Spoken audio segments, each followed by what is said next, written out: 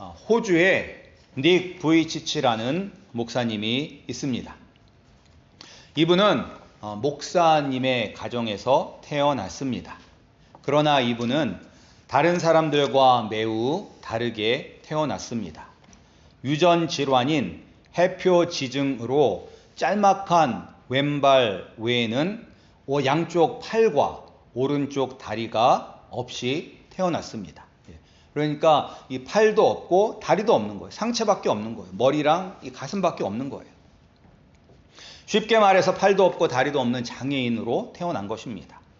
비록 장애인으로 태어나도 아주 어렸을 때, 갓난아기 1살, 2살, 3살 때까지는 내가 다른 아이들과 다르다는 것을 느끼지 못했으나 점점 커갈수록 다른 아이들과 차이점을 느끼게 되었고 8살 때에 우울증으로 자살까지 시도했었습니다. 이분은 목사 아들이기 때문에 주변에서 말씀으로 그를 많이 위로하려고 했을 것입니다. 그런데 이 닉 부이치치 목사님은 어렸을 때 이 말씀이 너무나 싫었다고 합니다. 그러니까 어떻게 보면 우리가 이런 상황 가운데 있는 분들에게 주로 위로하기 위하여 드리는 말씀이 예레미야 29장 11절 말씀입니다. 예레미야 29장 11절 말씀은 이것입니다. 여호와의 말씀이니라. 너희를 향한 나의 생각을 아니 평안이요 재앙이 아니니라. 너희에게 미래와 희망을 주는 것이니라 라는 말씀입니다. 그러니까 하나님의 뜻은 내가 너희들에게 재앙을 주는 것이 아니라 평안을 주는 것이다. 그리고 나의 뜻은 너희에게 희망과 미래를 주는 것이다 라는 말씀입니다. 그런데 아니 어떻게 팔 다리가 없이 태어나는 것이 재앙이 아니라 평안입니까? 어떻게 이 모습을 하고 미래와 희망을 주시는 것이라고 생각할 수 있겠습니까? 만약 나와 저와 여러분이 이런 선천적 장애, 보통 장애도 아니고 팔도 없고 다리도 없는 장애인으로 태어났어도 지금 내 모습이 재앙이 아니라 평안이다. 하나님께서 나에게 미래와 희망을 주는 것이다 라고 담담하게 받아들일 수 있습니까? 이 모습으로는 공부도 못할 텐데, 이 모습으로는 결혼은 고사하고 연애도 못할 텐데, 내 힘으로 할 수 있는 것은 아무것도 없을 텐데 하면서 절망 가운데 살아가는 것이 더 말이 되는 모습은 아닐까요? 닉 목사님은 8살 때부터 이런 자신의 비참함을 깨닫고 스스로 자신의 삶을 마감하려 했습니다. 그러나 그가 그렇게 하지 못한 것은 예수님을 향한 믿음 때문이 아니었습니다. 자신이 죽으면 슬퍼하실 부모님을 생각해서 죽을 수가 없었습니다. 이런 닉 목사님을 극적으로 변화시킨 말씀이 있습니다. 바로 오늘 우리가 읽었던 본문 3절 말씀입니다. 초막절 절기 기간 동안 성전에서 말씀을 가르치시던 예수님은 돌에 맞아 죽을 뻔했지만 그 자리를 무사히 빠져나오셨습니다. 예수님은 하나님의 때에 십자가에 못 박혀 죽으시기 때문에 아직 때가 안 되었기 때문입니다. 그 예수님께서 제자들과 함께 길을 걸어가실 때 태어날 때부터 앞이 보이지 않는 맹인이 있었고 사람들은 그를 보게 됩니다. 그때 제자들이 묻습니다. 예수님, 이 사람이 태어날 때부터 맹인으로 난 것이 누구의 죄 때문입니까? 자신의 죄 때문입니까? 아니면 그의 부모의 죄 때문에 맹인으로 태어난 것입니다. 그 당시 사람들은 장애인이 태어나면 죄 때문에 하나님의 저주를 받았다고 생각을 했습니다. 따라서 본인이 죄를 짓던지 아니면 부모님이 죄를 지었다라고 생각하는 것이 일반적이었습니다. 그때 예수님께서 말씀하셨습니다. 우리 3절 말씀 함께 읽겠습니다. 시작. 예수께서 대답하시되 이 사람이나 그 부모의 죄로 인한 것이 아니라 그에게서 하나님이 하시는 일을 나타내고자 하심이라. 아멘. 이 말씀이 닉 목사님의 마음을 감동시켰습니다. 아무도 그가 맹인으로 태어난 이유를 알 수 없지만 예수님께서는 그가 하나님의 영광을 나타나기 위해 태어났다고 말씀하셨고, 그 순간 예수님께서 닉 목사님에게 말씀하셨습니다. 내가 나를 믿느냐? 라고 말씀하시는 예수님의 음성을 들었고 그는 믿음의 고백을 드렸습니다. 이 말씀을 읽던 날 예수님께서 맹인의 눈을 뜨게 하신 것처럼 나를 고쳐주시지 않더라도 예수님을 믿겠다고 고백을 하였고, 그 후 그의 인생은 변화가 되었습니다. 자신의 인생이 나의 것이 아니라 하나님께 선물로 받은 축복된 것이라는 것을 깨달았습니다. 우리가 예수님을 믿고 내 영혼이 죄에서 구원을 받았고 예수님이 나와 함께 하신다는 것을 알아도 때때로 우리가 겪는 어려움을 이해할 수 없을 때가 참 많습니다. 이런 고난과 어려움에서 이것은 하나님의 영광을 나타내기 위한 한 과정이라 생각을 하고 그 어려움과 고난을 감사함으로 받기 위해서는 전적인 하나님의 은혜가 필요합니다. 이것은 우리가 할 수 있는 일이 아닙니다. 우리가 노력한다고 되는 것도 아닙니다. 오늘 본문에 나온 맹인이 눈을 뜨게 된 것, 그리고 닉 목사님이 자신이 장애인으로 태어난 것을 오히려 감사함으로 받아들일 수 있었던 것은 모두 다 내가 한 것이 아니라 예수님께서 하신 것입니다. 따라서 우리도 항상 주의 은혜가 필요합니다. 예수님을 처음 믿을 때도 주의 은혜가 필요하지만 예수님을 믿는 사람답게 사는 것도 하나님의 은혜가 필요합니다. 우리 성도님들이 모두 다 하나님의 뜻 가운데 살아갈 수 있도록 하나님의 은혜가 넘치시기를 주님의 이름으로 축복합니다. 태어날 때부터 맹인으로 태어난 사람이 눈을 뜨는 기쁨의 기쁜 일이자 모든 사람들이 하나님을 찬양해야 하는 이 순간에도 초를 치는 사람들이 있었습니다. 근데 이런 사람들은 어디 가도 있습니다. 남 잘 되는 꼴을 못 보는 사람들. 누구냐? 바로 바리새인들입니다. 바리새인들이 어떤 사람들입니까? 성경에 나오는 부정적인 의미로는 스스로 믿음이 있다, 스스로 하나님을 섬기고 하나님의 말씀대로 산다고 착각하며 사는 사람들이 바로 바리새인들입니다. 이들은 예수님께서 맹인을 고친 것이 안식일이라는 것을 트집을 잡았습니다. 그러면서 안식일을 지키지 않았다고 예수님을 잡으려고 합니다.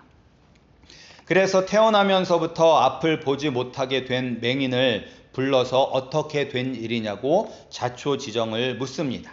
그리고 이 사람이 진짜 날 때부터 맹인이었는지를 믿지 못해서 그의 부모를 불러 정말 네 아들이 태어날 때부터 맹인이었냐라고 믿습니다. 그리고 부모들에게도 따져 묻죠. 어떻게 그가 다시 볼 수 있느냐? 그의 부모는 말합니다. 그가 태어날 때부터 앞을 보지 못하는 사람이었던 것은 맞다.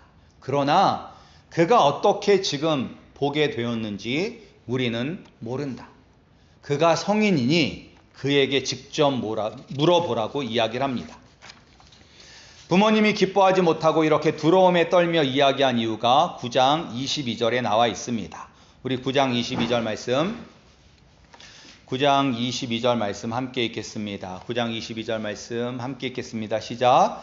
그 부모가 이렇게 말한 것은 이미 유대인들이 누구든지 예수를 그리스도로 시인하는 자는 출교하기로 그들을 무서워함이러라.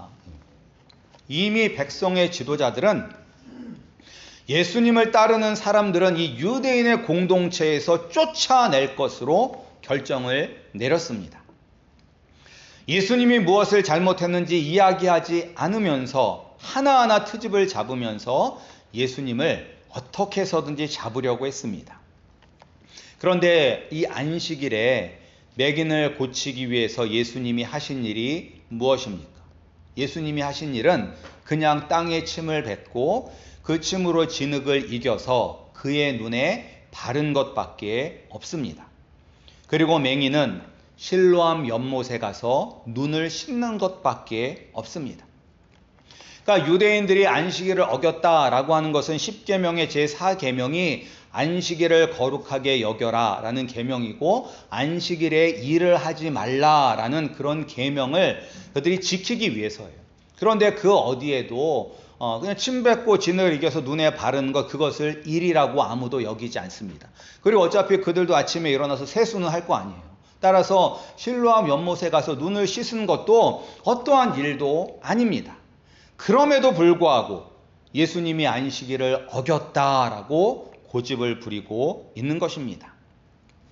바리새인들은 하나님을 섬긴다고 하지만 실제적으로는 하나님이 아니라 자신을 섬기는 것입니다.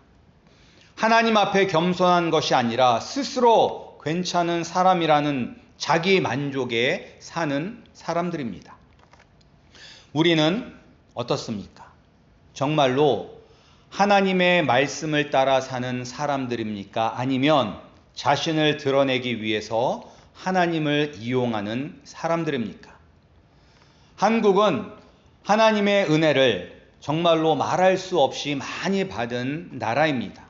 한때는 한국 인구의 25% 1000만, 기독교 1000만 시대라고 이야기를 했는데 지금은 수가 급감하여 800만 명도 되지 않는다라고 합니다. 그런데 더 큰 문제는 교회 안에 젊은 사람들이 없다는 것이죠. 그러니까 제가 어렸을 때 교회를 다녔을 때만 해도 국민학교 때, 그때는 국민학교였었죠. 국민학교 때 1학년이면 남자 반, 여자 반에서 6학년까지 있으니까 12개의 반이 있었어요. 12개의 반에 아이들 한 15명씩. 그런 식으로 있었던 게 허다했습니다. 그런데 지금은 교회에 가면 아이들이 없습니다. 그리고 또한 교회를 다니던 사람들이 교회를 떠나는 비율이 다른 종교에 비해 3배 이상이나 많다고 합니다. 그러니까 교회를 다니다가 교회를 떠나는 사람, 그리고 천주교회를 다니다가 천주교를 떠나는 사람, 불교를 다니다가 불교를 떠나는 사람들을 비교해 보니까 기독교가 다른 종교에 비해서 3배나 더 많이 교회를 다니던 사람들이 교회를 떠난다고 합니다. 이것은 교회 밖의 문제 때문이 아니라 교회 내부의 문제 때문이라고 합니다. 목사의 문제가 있겠죠. 그리고 교회 운영의 비합리성이 있겠죠. 그리고 젊은 세대와의 소통 부재 및 세대 갈등이 거론이 된다고 합니다. 그런데 문제가 어떻든지 간에 예수님의 말씀대로 하면 다 해결이 됩니다. 예수님께서 말씀하셨습니다. 하나님을 사랑하고 내 몸을 사랑하는 것처럼 이웃을 사랑해라. 믿음이 있는 사람이 믿음이 연약한 사람을 위하여 희생하고 섬겨라. 참 복음 위에 굳건히 서라. 이 말씀에 순종하고 따르면 모든 문제는 해결이 되는 것입니다. 그런데 바리새인들은 이렇게 하지 않았습니다. 그들은 하나님을 사랑한다 하면서 이웃을 사랑하지 않았습니다. 오히려 자신을 높이려 했습니다.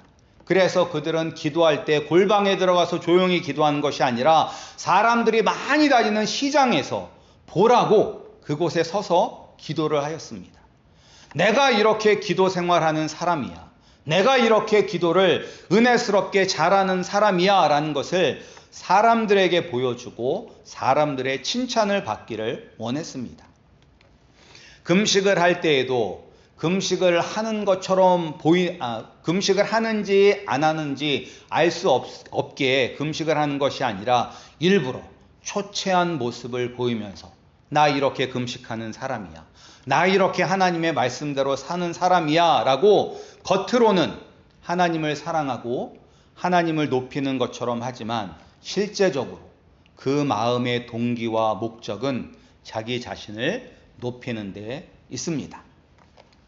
어떤 교회에 거의 70이 다 되어 가시는 장로님이 찬양을 인도하신다고 합니다.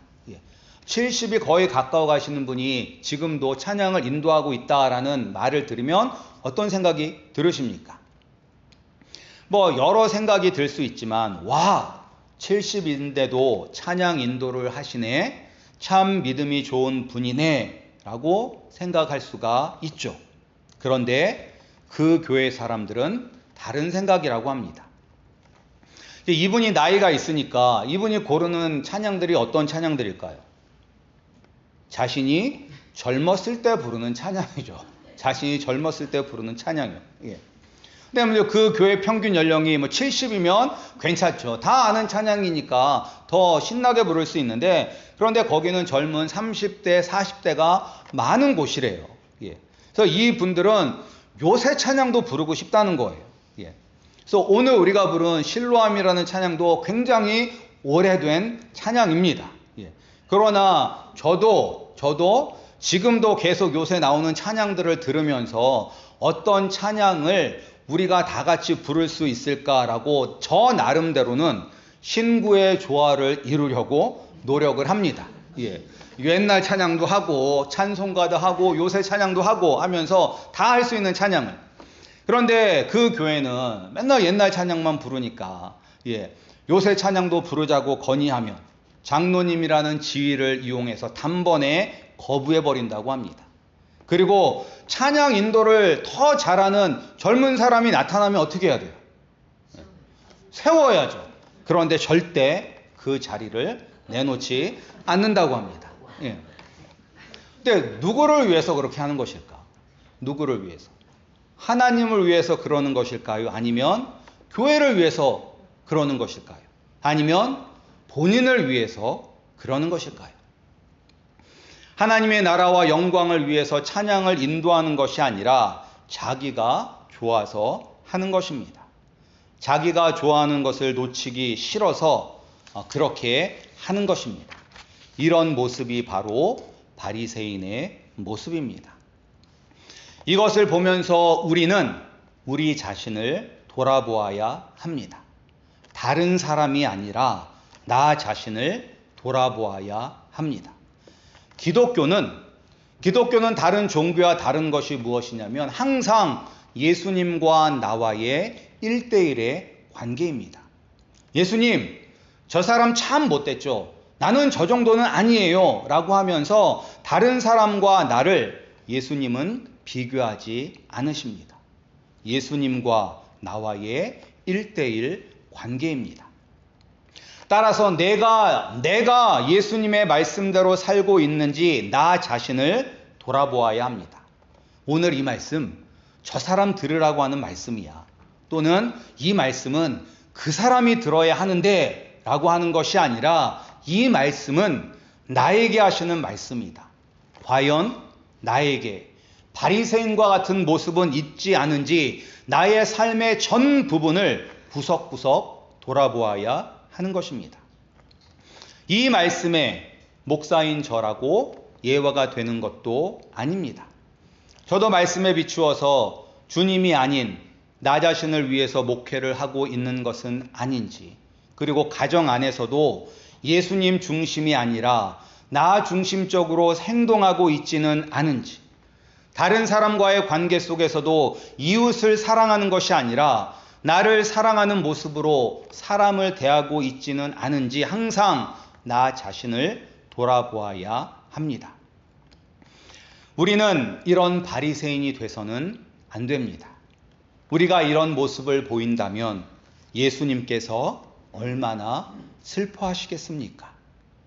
나를 위해 험한 골고다 길을 오르시고 조롱과 멸시를 당하며 십자가에 못 박혀 죽으심으로 우리를 구원해 주셨는데 그 예수님을 다시 눈물 짓게 해서는 안 되는 것입니다. 그렇다면 어떻게 하면 우리가 이런 바리새인들의 모습이 우리에게서 사라지게 할 수 있을까요? 그것은 은혜를 경험해야 합니다. 우리 25절 말씀 함께 읽겠습니다. 25절 말씀.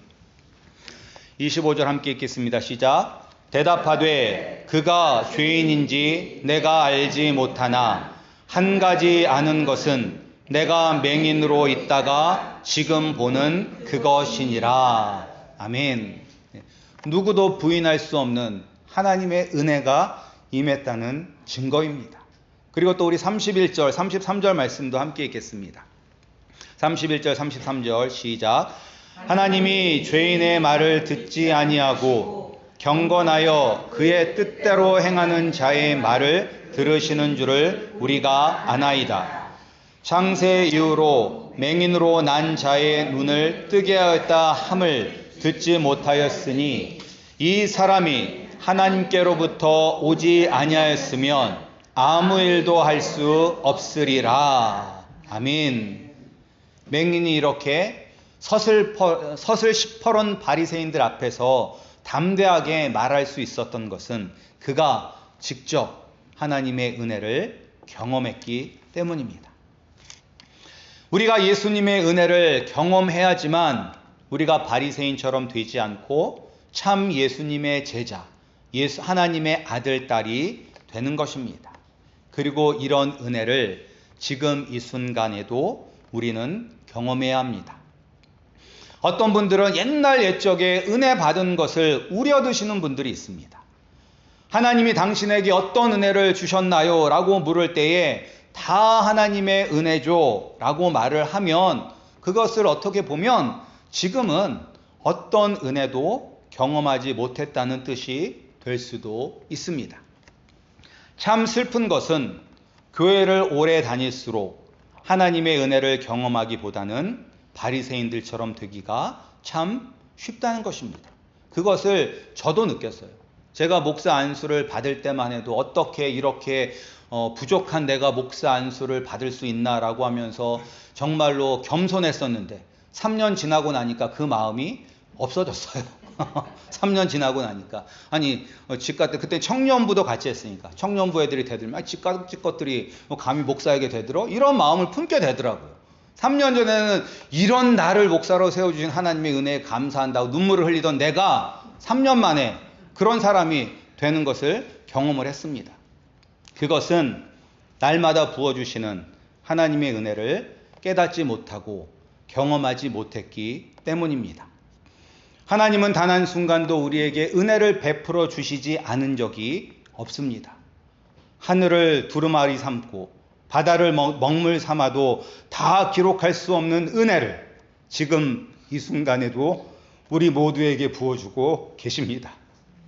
그 은혜를 깨닫고 감사하고 날마다 예수님을 닮아가는 우리 성도님들이 되시기를 주님의 이름으로 축복합니다.